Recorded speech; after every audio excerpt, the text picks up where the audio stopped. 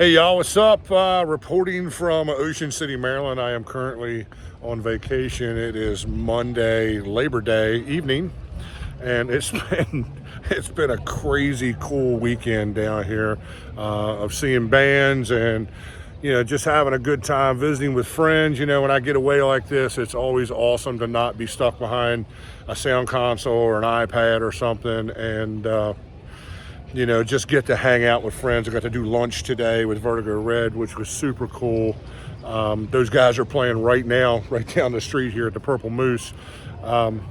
So yeah, I've probably seen, I don't know, 6 or 10 bands in the last 2 or 3 days at all the hot spots here in Ocean City, and even some of the, what I would call B rooms, some of the smaller rooms.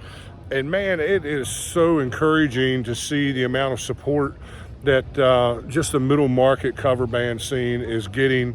And I think we need to kind of take a minute and pat ourselves on the back a little bit, because for as much as I harp on all the things we need to fix in the music business, there's also a time to stop and reflect and be appreciative and show mad respect to all the guys that are out here in the trenches getting it done, because there's so many bands getting it right. There really are.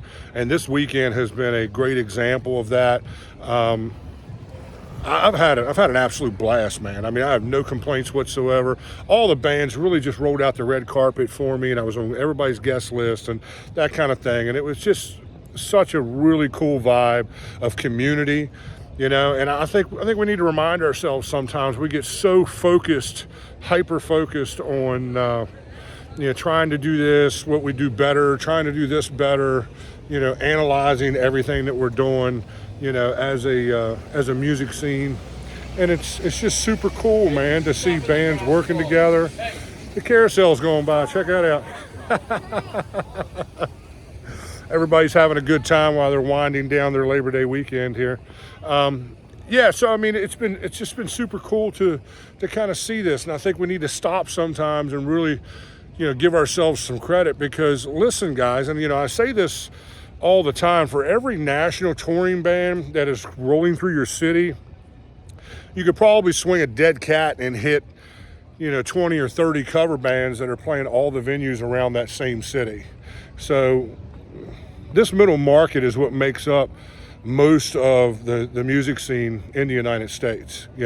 Pro touring only accounts for 8 or 10% of all the music that gets played, from week to week, in our country, excluding, houses of worship, and that sort of thing, because they're a monster amount of really cool, sick musicians coming out of that scene as well.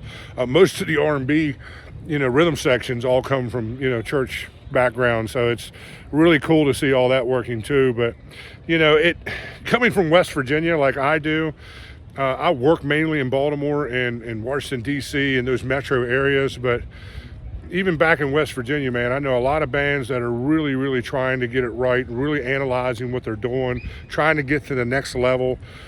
And I would encourage all those, C bands and lower B bands to get down here to the beach or to Atlantic City or someplace that has really legit circuit musicians playing, working, full-time musicians, and just see how it's done, man. Just see how it's done. Show mad respect. Go up and talk to the guys. Most of these guys are super approachable.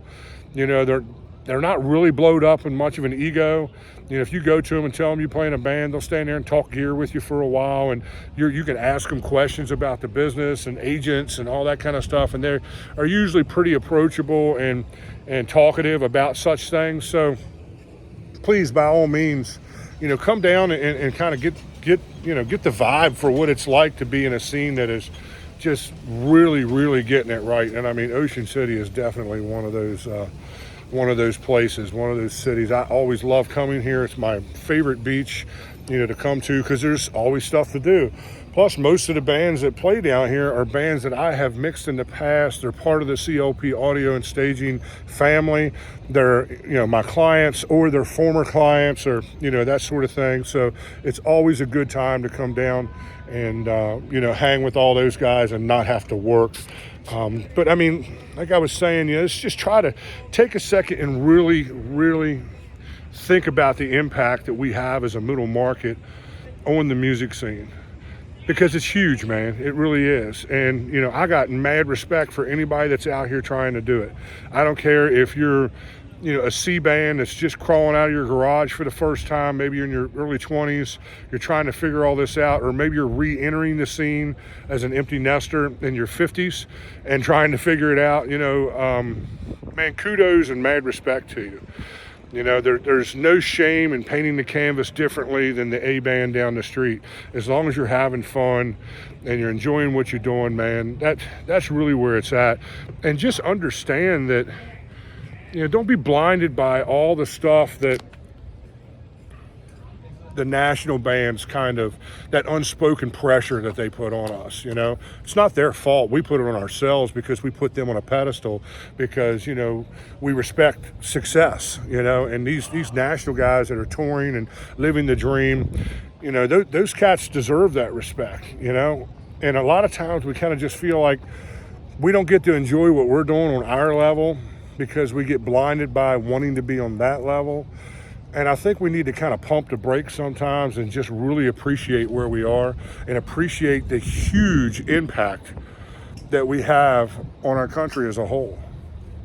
I mean, you can go to any vacation spot, any major city on a Friday or Saturday night, and there's probably going to be, a couple hundred cover bands playing venues, from acoustic guys all the way up to A-rated guys and corporate people that are just laying it down, and getting it done. I don't think we stop enough sometimes to really think about that and to really take all those things into consideration and realize that, look, man, what you're doing, regardless of the level you're doing it on, is worthy of respect and worthy of being known and worthy of being loved by fans everywhere. Because every band, I don't care how horrible of a band you are, you got a group of people that love what you do. Whether it's your buddies from the office that just kind of get off on watching you on stage, as maybe you're usually the boss at the office, and they kind of get to see a different side of you.